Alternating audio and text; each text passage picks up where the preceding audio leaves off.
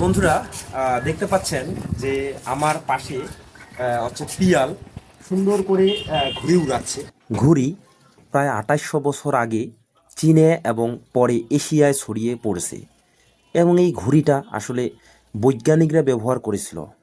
যেমন Benjamin Franklin বিদ্যুৎ আবিষ্কারের ঘুড়ি ব্যবহার করেন এবং এটা প্রায় ২৮০০ বছর আগে প্রাচীন চীনে ঘুড়ির প্রচলন শুরু হয় এবং পরে এটা বাংলাদেশ, ভারত, জাপান, কোরিয়ার মতো এশিয়ার দেশগুলোতে ছড়িয়ে পড়ে।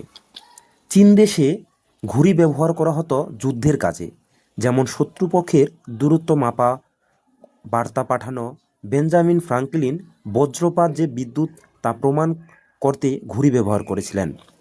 ঘুড়ি উড়ানো একটি জনপ্রিয় শখ যা আনন্দ দেয়।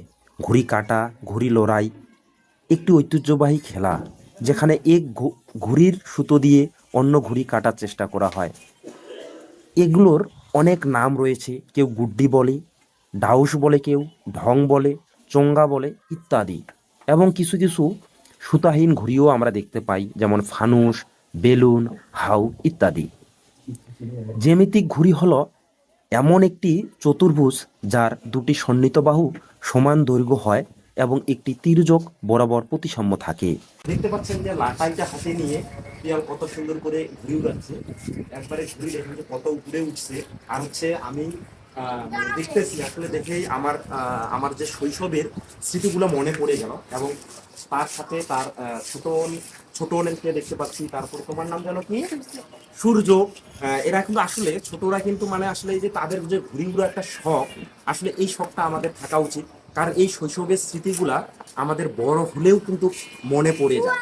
এবং আসলে আমি খুবই মানে আমাকে খুব আজকে অদ্ভুত লাগছে যে এরা সুন্দর করে ঘুড়ি উড়াচ্ছে। এবং দেখুন যে মানে আমরা প্রথমে লাটাই দিয়ে চেষ্টা করলাম, আসলে পারতেছি না, অনেকদিন থেকে যেহেতু অভ্যাসটা নাই।